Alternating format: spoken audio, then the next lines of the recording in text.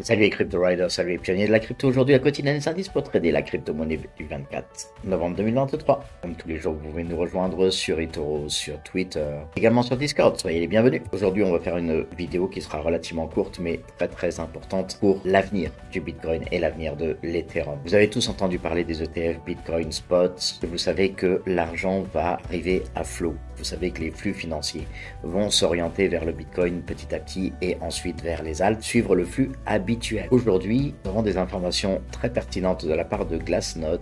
Nous informe que logiquement, le flux devrait être jusqu'à 70,5 milliards de dollars entrant sur les ETF au moment de leur lancement. Ça va être un bond énorme. Mais également, Glassnode nous révèle, comme vous allez le voir sur le graphique suivant, que plus de 76% des bitcoins sont actuellement détenus à long terme. C'est ce que vous avez ici avec le prix du bitcoin et en ligne orange la supply last active sur un an. Et en effet, on est maintenant à plus de 76% de bitcoin qui sont détenus sur du long terme. Donc ça veut dire qu'ils ne sont pas vendus et dont les propriétaires de bitcoin savent que de toute façon, ils vont les garder pour pouvoir aller beaucoup plus loin. Alors je vous rappelle, il y a un an, on était au plus bas parce que le bottom du Bitcoin, on était aux alentours de 15 000 et quelques dollars. Et c'était le meilleur moment d'acheter. Vous imaginez, depuis, nous venons de passer il y a quelques minutes à un peu plus de 38 000 dollars sur le Bitcoin. Alors bien sûr, tout ça, de quelle manière est-ce que ça va arriver? Vous avez des banques comme la RLB Nowen, qui est une des 5 plus grandes banques d'Autriche, qui vient de signer un accord avec Bitpanda. Bitpanda, c'est une plateforme exactement comme eToro ou comme Binance, pour offrir à ses clients une plateforme d'investissement numérique qui reste attractive à partir de début 2024. Donc là, n'importe quel opérateur de cette banque pourra trader le Bitcoin, pourra trader l'Ethereum, mais également les 2500 autres crypto-monnaies disponibles chez Bitpanda. Vous savez que le Salvador est passé legal tender au niveau du Bitcoin depuis maintenant de nombreux mois. Ils ont subi les assauts des États-Unis qui leur a demandé d'arrêter ce genre de choses, etc. Mais ils ont continué et on sait que le Salvador aujourd'hui est sur une pente positive énorme. On vient de voir Javier Milei, donc le nouveau président argentin qui lui est un pro-Bitcoin et un copain de Nayib Bukele, le président du Salvador. Donc lui également va endiguer en fait l'inflation qu'ils connaissent, un peu plus de 143% en ce moment en Argentine. Donc va endiguer cette inflation en essayant de changer donc la monnaie du pesos au dollar et très certainement ensuite du dollar au Bitcoin, exactement comme l'a fait le Salvador. Donc il commence à y avoir de plus en plus de pays qui adoptent le Bitcoin et la crypto-monnaie comme monnaie légale. Imaginez si toutes les banques maintenant se mettent à offrir des plateformes d'investissement à tous les retailers, mais également à tous les investisseurs pour pouvoir rentrer dans le Bitcoin et la crypto-monnaie. C'est un flux financier sans pareil qui va arriver dans la prochaine année, voire même dans les 2 prochaines années. On va le voir, il nous reste 2 ans pour le prochain pic du Bitcoin. Mais pour l'instant, ce qui est intéressant de comprendre en fait, c'est que vous avez ici chaque cycle avec un bottom, un top, un bottom, un top, un bottom, un top. Et lorsque nous commençons à repartir après un bottom, nous avons cette ligne-là qui correspond à une information intéressante pour nous, à savoir que logiquement, lorsque l'on a cette ligne rouge, on ne reviendra pas plus bas. Et en effet, donc à la suite de cette ligne rouge, on n'a pas été plus bas. À la suite de cette ligne rouge, on n'a pas été plus bas. Alors on a été plus bas juste sur le Black Swan du Covid, mais en effet, bon, le Black Swan du Covid, c'était, ça a touché tous les assets dans le monde a été fermé, etc. Donc c'était vraiment quelque chose de totalement inattendu. Mais comme vous pouvez le voir, un petit peu avant que le Covid ne se déclenche, on était déjà en reparti sur une phase ascendante, exactement comme ici et comme ici. Donc du coup, là, ce que nous avons aujourd'hui, c'est cette petite ligne rouge, donc qui accompagne en fait la première montée, donc qui nous dit là maintenant le bottom a été trouvé. Le bottom, c'est la partie verte. Voilà, le bottom a été trouvé depuis le mois de juin, donc c'est l'époque où moi je vous annonçais qu'on était au bottom. Malheureusement, on a eu le mouvement de FTX derrière qui nous a fait redescendre, mais qui était un Black Swan, à savoir que en juin, lorsque je vous avais annoncé un bottom, nous avons le SP500 et le Nasdaq qui sont repartis très fortement à la hausse. Et logiquement, la crypto est censée être corrélée en fait au SP500 et au Nasdaq. Donc si ceci monte, logiquement, le Bitcoin était censé remonter. Bon, on a eu l'épisode de FTX, Black Swan, pas de problème là-dessus. Donc ce qui était important maintenant de noter, c'est que on est en train de faire la première vague haussière qui nous dit de toute façon maintenant le bottom est posé et là on va marquer le premier range en fait. Donc ce que l'on attend maintenant, c'est la création de cette ligne horizontale rouge qui nous permet de nous dire ok, on est dans le premier range qui post-halving nous permettra de repartir. Alors ici vous avez le prochain halving aux alentours du mois d'avril 2024 et en blanc je vous ai mis les équivalents de notre position dans les cycles. Donc nous sommes 157 jours avant le halving. Là, c'était la même chose, 157 jours avant le halving, 157 jours avant le halving et 157 jours avant le halving. Donc, il est intéressant de noter que durant cette période-là, nous sommes tout simplement en petite latéralisation horizontale. Donc, on devrait maintenir la zone des 30 à 50 000 et ensuite repartir très fortement à la hausse. Donc là, c'est sur le total crypto market des cryptos. En total 3, il est amusant de noter que vous avez ici, donc sur le cycle de 2019-2020, une résistance qui avait été dessinée. Là également, nous avons dessiné la même sur le cycle 2022-2023 durant toute la partie bear. À partir du moment où on la casse, on repart dans une partie haussière. Pas encore un bull run, mais une partie haussière. Et c'est exactement la même chose. Là, cela fait déjà, vous pouvez voir que nous sommes en un mois. 4 semaines, hein. Ça fait déjà 2 mois que nous sommes repassés à la hausse, donc maintenant logiquement nous devrions repartir très fortement vers le haut. Et comme vous pouvez le voir ici, nous avons en effet une hausse des volumes qui est en vert, exactement comme à la cassure ici où on repartait sur une hausse en vert. Donc toujours sur le total 3, donc le total des crypto-monnaies moins le Bitcoin et l'Ethereum, vous avez ici les deux moyennes mobiles et les positions du halving. Et comme vous pouvez le voir avant les halvings, on a en général donc la moyenne blanche qui repasse au-dessus de la verte et ensuite durant tout le bull run, donc cette moyenne blanche nous permet à chaque fois qu'il y a une correction de savoir qu'on va très certainement venir se reposer sur cette moyenne blanche et ensuite rebondir. C'est quand il y a cassure de cette moyenne mobile que en effet on repart vers le bas. Donc on vérifie ça sur le cycle de 2021, on repart, on vient la tester, on revient la tester, on s'amuse un petit peu vers elle et on vient la tester pour la casser. À partir de là, on sait qu'on va repartir sur un bear market. Donc il est important de noter, ce sont mes flèches vertes ici qui nous indiquent le croisement boule où la moyenne mobile blanche repasse au-dessus de la verte, la blanche repasse au-dessus de la verte.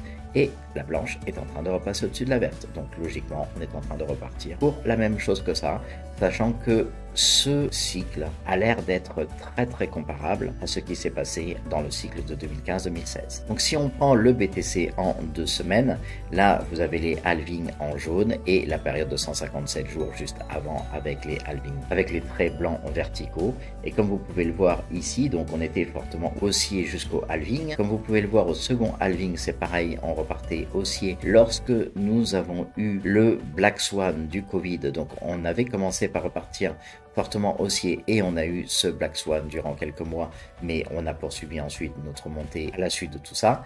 Et là, donc nous sommes 157 jours avant ce halving du Bitcoin et en effet pour l'instant nous sommes de nouveau également haussier. Donc tout porte à croire qu'on devrait se comporter exactement comme là et venir chercher donc la zone des 0,785 de Fibonacci. En BTC Weekly, donc en Weekly, nous avons aujourd'hui dessiner cet anti-butterfly, donc qui nous permet d'avoir des objectifs avec un objectif 2 aux alentours des 64 000 et surtout un objectif haussier aux alentours des 102 000 pour l'instant pour le Bitcoin. Ça peut paraître beaucoup comme ça, mais n'oubliez pas que nous sommes passés de 15 000 à 38 000 en seulement un an. Donc passer de 38 000 à 100 000 avec l'arrivée des ETF sur le Bitcoin, sur l'Ethereum comme vient de le reposer BlackRock, etc. On n'a aucun souci là-dessus. Ça peut être très rapide. Maintenant, juste pour celles et ceux d'entre vous qui se disent mais ce week-end qu'est-ce que l'on va avoir? Alors on a ici un super triangle. Le Bitcoin est en train de suivre ce support. Alors il faut savoir que la plupart des triangles de compression qui sont haussiers ont une cassure haussière. Maintenant seule la cassure de ces 38 000 va pouvoir nous permettre de savoir si en effet on part fortement à la hausse ou pas. Maintenant si on casse le support, on va s'attendre à venir retester la zone des 35 000. Et le Bitcoin comparé à l'USDT, je vous ai mis là le market cap de l'USDT en bleu. Donc il faut savoir que tant que l'USDT est en train de monter, tant que la market cap, tant que l'on crée de l'USDT, logiquement, le Bitcoin a tendance à suivre parce qu'on crée de l'USDT pour permettre aux gens d'acheter du Bitcoin et de la crypto-monnaie. Donc plus on en crée, plus il y a de la demande, plus il y a des gens qui en achètent et plus du coup il rentre dans la crypto-monnaie. Donc pour nous c'est très fortement bullish. Et donc ça c'était la carte que je vous publiais hier sur les liquidités en vous disant qu'on irait très certainement chercher les 37 082 pour pouvoir ensuite repartir à 38 200. Ce que vous pouvez voir c'est que en effet nous sommes venus chercher directement les 37 082 et voire même un tout petit peu en dessous, sous les 37 000. Ça a permis de bien liquider toute cette zone-ci, toutes les positions stop loss qui étaient posées, et ensuite nous sommes en route maintenant pour pouvoir venir chercher toutes ces zones-ci, à savoir que la zone jaune là se trouve à 38 231 USD, ce qui ne m'étonnerait pas pour le week-end que nous allions casser la zone des 38 et venir chercher la zone des 38 231 pour récupérer toute la liquidité qui s'y trouve. Et là, sur cette figure-là, les amis, je vais vous demander d'être très attentifs. On a ici des cercles qui représentent le temps. Et on a ici une échelle avec chaque cercle à l'intérieur de cette échelle qui correspond de 0 centime à 0,1 centime. 0,1 centime à 1 dollar, de 1 dollar à 10 dollars, de 10 dollars à 100 dollars, de 100 dollars à 1000 dollars, de 1000 dollars à 10 000 dollars, de 10 000 dollars à 100 000 dollars et de 100 000 dollars à 1 million. Vous allez me dire à quoi servent ces cercles. Eh bien écoutez, on va partir très simplement. Ici nous avons la création du Bitcoin. Donc lorsque le temps tourne, on commence à écrire le prix du Bitcoin. Et on s'aperçoit que le Bitcoin passe donc de 0 et quelques dollars à ce cercle-ci qui est le cercle des 10 dollars. On repasse en dessous du rang que l'on appelle le bottom de l'époque. Vous avez ce petit point rouge que nous retrouverons après parfaitement aligné, et nous retrouvons le halving, donc qui fait partie intégrante en fait de l'équation de base de la fabrication du Bitcoin créé par Satoshi Nakamoto. Donc tous les halvings sont alignés et notre prochain halving sera là. Donc nous avons notre Bitcoin qui grandit et vient chercher la ligne des 100 dollars. Et nous obtenons un pic ici aux alentours des 1000 dollars. À partir de là, comme vous le voyez, on a fait un cycle complet de pic à pic. Donc on poursuit à l'intérieur entre les 100 et les 1000 dollars. Et le temps passe pour ce cycle-là pour venir chercher un nouveau halving. À partir du moment où on a ce halving donc sur le cercle des 1000 dollars, ou juste un tout petit peu en dessous, on sait que là, maintenant, grâce à ce halving, nous allons passer dans le cercle suivant. On vient dépasser le cercle des 1000 et maintenant, notre cycle va se trouver entre les 1000 et les 10 000 dollars. On a un pic un tout petit peu au-dessus des 10 000 dollars et on poursuit, on reste à l'intérieur de ces 1000 et 10 000 dollars. On vient flirter avec le cercle de nouveau à 10 000 dollars et on arrive sur un nouveau halving.